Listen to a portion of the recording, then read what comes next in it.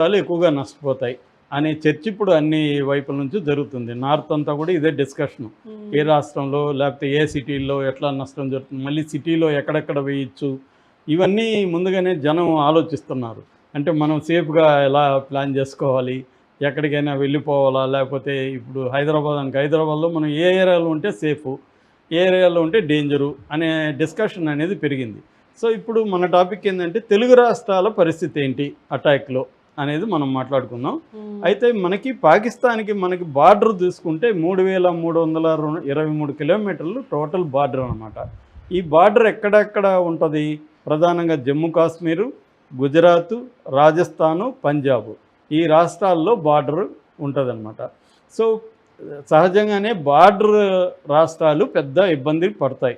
మనం మిలిటరీలు మోహరించేదంతా బార్డర్లోనే మోహరిస్తారు కాబట్టి ఫస్ట్ పడేది ఈ బార్డర్ స్టేట్స్కి. కాశ్మీర్కి ఫస్ట్ ఇబ్బంది, రెండవది రాజస్థాను, గుజరాత్, పంజాబ్ ఈ రాష్ట్రాలకి పెద్ద ఇబ్బంది కలుగుతుంది. ముఖ్యంగా గుజరాత్లో రన్ అండ్ కచ్చి, ఎందుకంటే గుజరాత్లో పోర్ట్స్ ఎక్కువ ఉంటాయి. మనకి పోర్ట్స్ మీద అటాక్ చేసే అవకాశం ఉంది. అంటే ఫ్రంట్ లైన్ స్టేట్స్ అంటారు వీటిని. ఫ్రంట్ లైన్ స్టేట్స్కి ఫస్ట్ ఎక్కువ ఇబ్బంది కలిగే అవకాశం ఉంది. అట్లాగే దాని తర్వాత ఇబ్బంది పడే ప్రాంతాలు ఏదంటే హర్యానా, ఢిల్లీ. హర్యానాలో కూడా పోర్ట్స్, ఎయిర్ బేసెస్ ఉన్నాయి. ఢిల్లీ క్యాపిటల్ సిటీ కాబట్టి ఢిల్లీ మీద కూడా పడుతుంది. సో ఫస్ట్ అవి. తర్వాత న్యూక్లియర్ బాంబులు లేకపోతే పెద్ద మిసైల్స్ వేయాలంటే ఇంపార్టెంట్ సిటీస్ ఇవి. ముంబై ఎందుకంటే మనకి ఫైనాన్షియల్ క్యాపిటల్ ముంబై, అట్లాగే entertainment capital, very key port city. So దాని మీద అటాక్ జరుగుతుంది. అట్లాగే బెంగళూరు, హైదరాబాదుల మీద కూడా, ఎందుకంటే బెంగళూరు, హైదరాబాదు స్ట్రాటజిక్గా మిలిటరీ బేసెస్ ఉన్నాయి, కంటోన్మెంట్స్ ఉన్నాయి. వీటి మీద కూడా అటాక్స్ జరిగే అవకాశం ఉందనేది నిపుణులు చెప్తున్నమాట. ఇప్పుడు మనం తెలుగు రాష్ట్రాలకు వస్తే ముందు ఆంధ్రప్రదేశ్ చెప్పుకొని మళ్ళీ ఇటు వద్దాం. సో ఆంధ్రప్రదేశ్లో ఎక్కడెక్కడ దాడులు జరగచ్చు అంటే ఫస్ట్ జరగబోయేది విశాఖ పోర్ట్ ఉంది కాబట్టి పోర్ట్ సిటీ మీద దాడులు జరుగుతాయి. ఎందుకంటే స్ట్రాటజిక్గా రేపు మన యుద్ధంలో మోహరించాలంటే మన షిప్పుల్ని వీటిని డైవర్సిఫై చేస్తామన్నమాట. ఆ డైవర్సిఫై చేసేటప్పుడు పోర్ట్స్లో షిప్పులు ఎక్కడెక్కడ చేస్తారో అక్కడ అటాక్స్ జరుగుతాయి.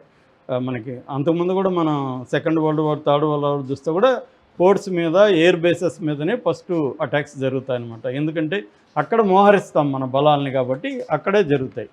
అలాగే విశాఖపట్నం కావచ్చు, మిగతా మచిలీపట్నం కావచ్చు, మిగతా కృష్ణపట్నం, మిగతా పోర్ట్స్ మీద అక్కడ బలంగా జరిగే అవకాశం ఉంది. అదర్వైజ్ అక్కడ పెద్ద సిటీస్ ఏమీ లేవు. కాకపోతే తిరుపతి ఇంటర్నేషనల్గా వెరీ పాపులర్ కాబట్టి తిరుపతి జరిగితే ఇంటర్నేషనల్ అటెన్షన్ వస్తుంది కాబట్టి తిరుపతి మీద కూడా, అంటే తిరుమల మీద, వెంకటేశ్వర మీద ఒక బాంబు పడే అవకాశం ఉంది. సో ఇది మనకి ఆంధ్రప్రదేశ్ సంబంధించి ప్రధానంగా భయం ఉండే ప్రాంతాలు. ఇక తెలంగాణలో ప్రధానంగా హైదరాబాద్ ఏంటంటే స్ట్రాటజికల్ ప్లేసు. ఇక్కడ మిలిటరీకి సంబంధించిన ట్రైనింగు, తర్వాత ఆపరేషన్స్, కాలేజెస్, ఎయిర్ బేసెస్ ఇవన్నీ ఉన్నాయన్నమాట. ప్రధానంగా హైదరాబాద్లో ఎక్కడంటే number 1 cantonment area. Secunderabad cantonment area 40 చదరపు కిలోమీటర్ల విస్తీర్ణంలో ఉంటుంది. దాదాపు 18,350 ఎకరాలు ఉందన్నమాట కంటోన్మెంట్ ఏరియా. కంటోన్మెంట్ ఏరియాలో ఏంటంటే సివిల్ అండ్ మిలిటరీ బిల్డింగ్స్ ఉంటాయి. అక్కడ చిన్నపాటి ట్రైనింగ్ జరుగుతుంటుంది. అక్కడ ఫస్ట్ పడే అవకాశం ఉంది. రెండోది DRDO labs, defence research and development organisation labs Kanchanbagh. DRDO మీద పడుతుంది. ఎందుకంటే మిలిటరీకి సంబంధించిన టెక్నాలజీని అందిస్తుంది, సైబర్ టెక్నాలజీని అందిస్తుంది. సో దాని మీద కూడా బాంబు పడే అవకాశం ఉంది.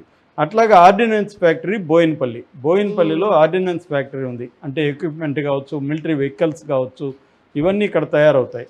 సో దాని మీద పడే అవకాశం ఉంది. అట్లాగే ఆర్టిలరీ సెంటర్ గోల్కొండ ఆర్టిలరీకి సంబంధించిన ట్రైనింగ్ అవన్నీ అక్కడ ఇస్తారు. అక్కడ బాంబు వేసే అవకాశం ఉంది. రెండవది హకీంపేటలో ఎయిర్ఫోర్స్ స్టేషన్ ఉంది. ఈ ఎయిర్ఫోర్స్ స్టేషన్లో కూడా మనకు అక్కడ ట్రైనింగ్ ఆపరేషన్స్ ఇవన్నీ జరుగుతాయి. ట్రైనింగ్ అండ్ ఆపరేషన్స్ రెండు కూడా హకీంపేటలో ఉండే ఎయిర్ బేస్ స్టేషన్లో జరుగుతాయి. సో దాని మీద ఒక బాంబు పడే అవకాశం ఉంది.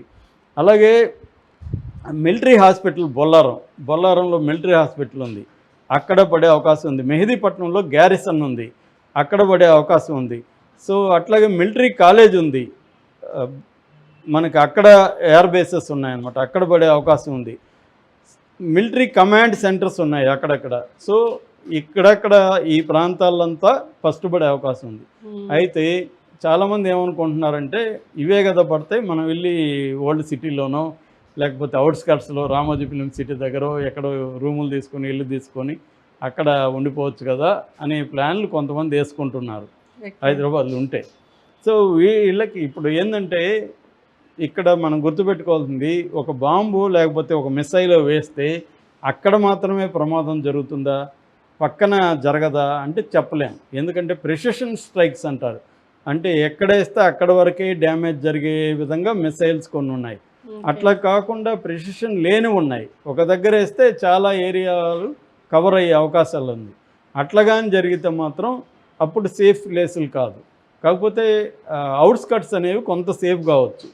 అప్పుడు ఓల్డ్ సిటీ, ఎందుకంటే ఓల్డ్ సిటీ ముస్లిమ్స్ కాబట్టి వెయ్యర్ అనే ఒక ఫిలాసఫీ వీళ్ళు పెట్టుకున్నారు. కానీ యుద్ధంలో అట్లేమీ ఉండదు. ఒక్కోసారి ఏంటంటే అదేదో అంటాడు, ఒక పతంజలి నవల్లో ఒక ఇది ఉంటుంది, వీడు మనోళ్ళనే కొట్టాల్సిన మన శత్రువులనే కొట్టాల్సిన పని లేదు, నీకు కొట్టాలనిపిస్తే మనోళ్ళని కూడా కొట్టంటాడు.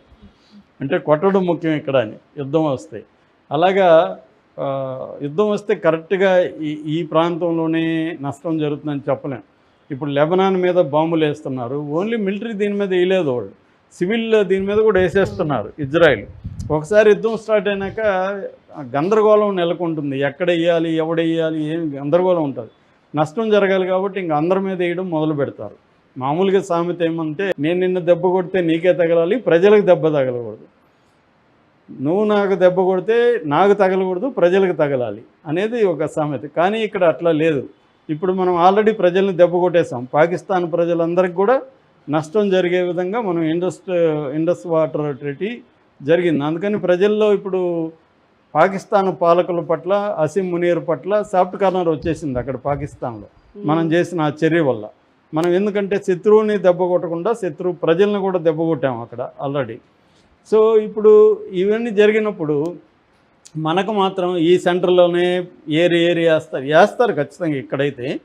కానీ ఆ తర్వాత మిగతా వాటి మీద కూడా పడే అవకాశం ఉంది. దీని ప్రభావం ఈ ప్రజలంతా మళ్ళీ ఇటువైపుకి వస్తారుగా. మనం ఎక్కడైతే సేఫ్ అనుకుంటామో ఓల్డ్ సిటీ అనుకుంటే వీళ్ళందరూ మళ్ళీ ఓల్డ్ సిటీ మీద పడతారు కదా. సో కాబట్టి ఒకసారి యుద్ధం వచ్చినాక ఎవరు సేఫ్ కాదనేది చెప్పలేము. కాకపోతే కొన్ని స్ట్రాటజిక్ ప్లేసెస్ అయితే మాత్రం అవాయిడ్ చేయాలి. అది గవర్నమెంటే ముందుగా హెచ్చరిస్తుంది మనకి. గవర్నమెంట్ చెప్తుంది ఈ ప్లేసుల నుంచి ఎవాక్యువేట్ చేసేయండి మనకు చెప్తుంది.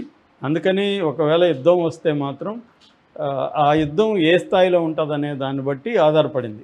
ఎందుకంటే న్యూక్లియర్ వెపన్స్